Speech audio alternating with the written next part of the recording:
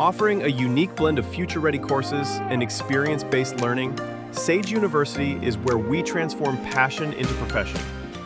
कुछ समय पहले मैंने किसी का इंटरव्यू किया तो मुझे पता चला कि आजकल प्री मैरिटल काउंसलिंग भी बहुत बढ़ गई है कि शादी के बाद कितने तमाशे हों, उससे पहले आप शादी से पहले ही समझ लो कि क्या आप एक दूसरे के लिए बने हैं, क्या मतलब जो भी जैसे आपकी सोच क्या है शादी को लेकर, भविष्य क्या है, क्या आप वो डबल इनकम नो किड्स वाली सोच रखते हो या आपको ओपन मैरिज चाहिए, कैसे इज दैट वर्किंग? क्या ये no, I don't think it is working because premarital का कॉन्सेप्ट जो है वो इंडिया में कैसा है कि मेरी अगले महीने शादी है, अभी हमें बताओ अभी हमें क्या करना है। तो मैं वैसे केसेस नहीं लेती। प्री मैरिटल काउंसलिंग के लिए आपको एटलीस्ट 6 महीने का टाइम चाहिए रिलेशनशिप पे वर्क करने के लिए। ये मीडिएशन सेल नहीं है कि आप पागल हो, आप ठीक हो, ऐसे हो। तो ये हम रिलेशनशिप के डायनामिक्स पे काम करते हैं। एक बारी मेरे पास एक कपल आया था, वो लड़की आई थिंक दिल्ली की थी, लड़का आई थिंक कानपुर या आगरा का था। तो जनवरी की बात है, तो उसने बोला कि लड़की को डिप्रेशन हो गया बिकॉज उसको एडजस्टमेंट इशूज़ होने लगे कि मैं दिल्ली से वहाँ जाऊँगी, कानपुर छोटा शहर है। तो कह रही थी मैं अब पेरेंट्स को मना नहीं कर पा रही, डिप्रेशन हो गया। तो वो मिलने भी नहीं जाती थी अपने फियांसे से। तो ऐसे ऐसे करते वो आई सेशन में, तो मैंने उसको बोला कि आपको, उसके फादर को बोला कि आपको शादी पोस्टपोन करनी चाहिए क्योंकि इसको डिप्रेशन है और इसको थोड़ी हेल्प की ज़रूरत है, may be she needs medication also. तो उसमें 1-2 हफ्ते का टाइम हो गया। तो मुझे कॉल आया कि ये अगले सेशन के लिए नहीं आ रही है। तो मैंने पूछा क्या हो गया? तो कहते कह रहे वो शादी टूट गई। मैंने कहा तो शादी टूटने का इसके यहाँ आने से क्या कनेक्शन है? मैंने कहा इसको हेल्प चाहिए। कहता नहीं, अब तो शादी टूट के अब क्या आने की ज़रूरत है।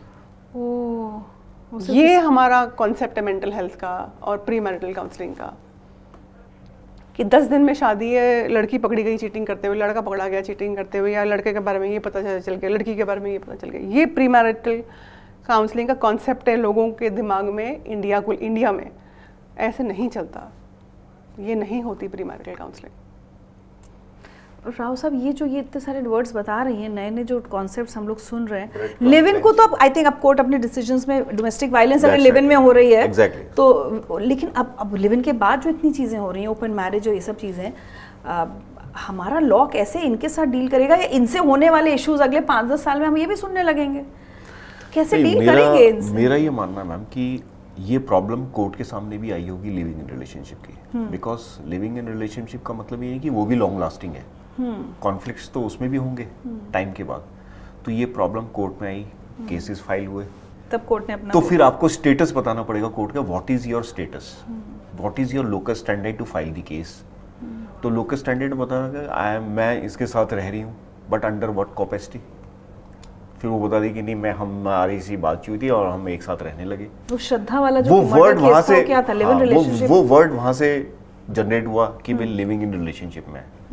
तो फिर कोर्ट को भी सोचना पड़ा कि अब हम इन्हें मेंटेनेंस कैसे दें। Then high court and supreme court step into, उन्होंने कहा ठीक है, okay, even if the girl is in living in relationship, maintenance, she is eligible for maintenance. अगर आप ये वीडियो YouTube पर देख रहे हैं तो हमारे चैनल को सब्सक्राइब कर बेल आइकन दबाएं, और Facebook पर देख रहे हैं तो हमारे पेज को लाइक करें।